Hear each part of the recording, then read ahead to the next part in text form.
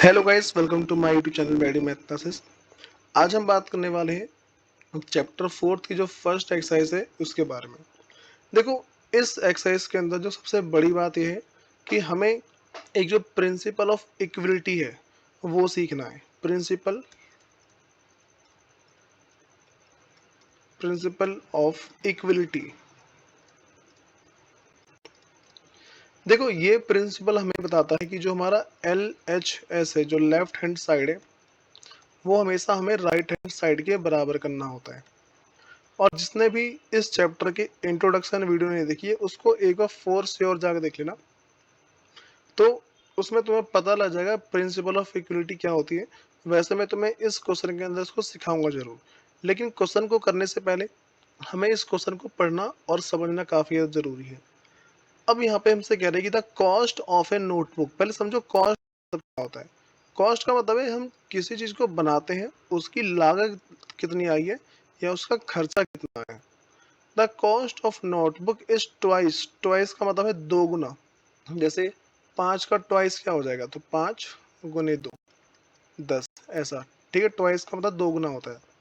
The cost of notebook is twice the cost of pen. ठीक, तो एक तो हमने इतना पढ़ लिया। राइट अ लीनियर इक्वेशन, हमें क्या करना है, अभी जो स्टेटमेंट दे रखी है इसने यहाँ से लेके यहाँ तक, हमें इसकी एक लिखनी है linear equation in two variable to present this statement. जो स्टेटमेंट है हमें इसको linear equation in two variable की फॉर्म में प्रेजेंट करना है।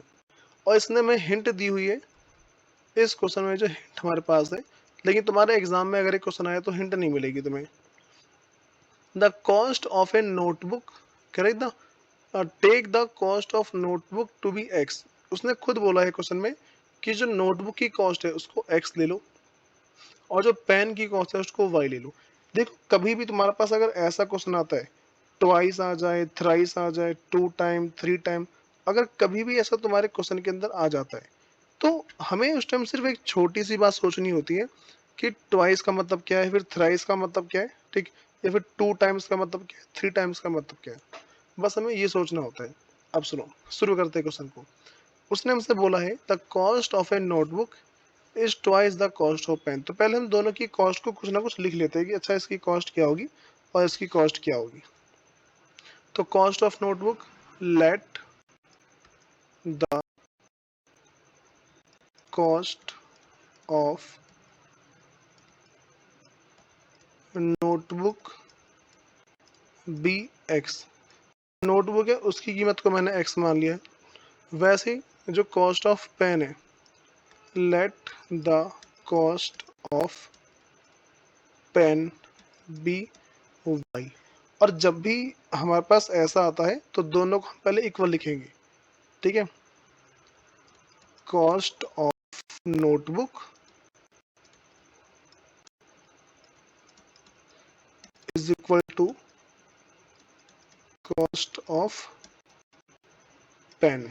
ठीक है, तो जो हमारे पास कॉस्ट ऑफ नोटबुक है और जो कॉस्ट ऑफ पेन है, मैंने दोनों को इक्वल लिख लिया पहले। इसको इक्वल लिखने के बाद अब करना क्या है वो देखो।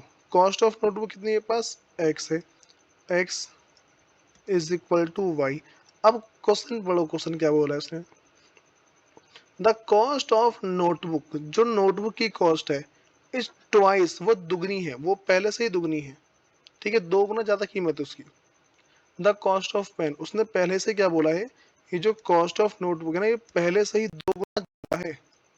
ठीक, तो तुम क्या बताओ, दोनों की ये दोनों बराबर है कि नहीं। जो x है ये y के बराबर होगा या नहीं होगा, ऐसे समझो।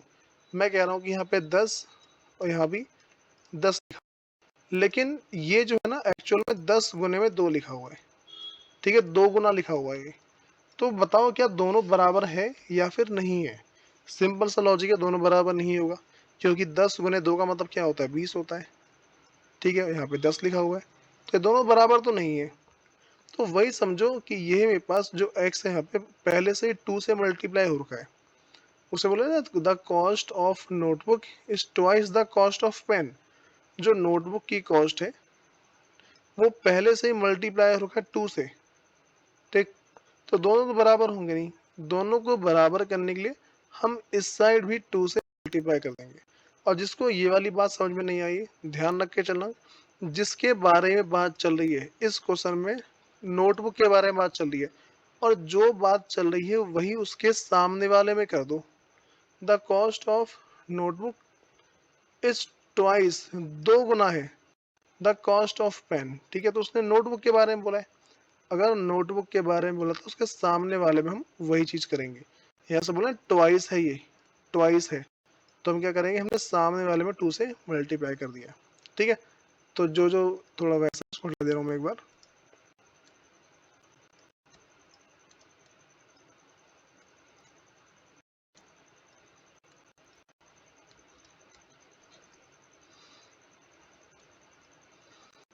अब सुनो,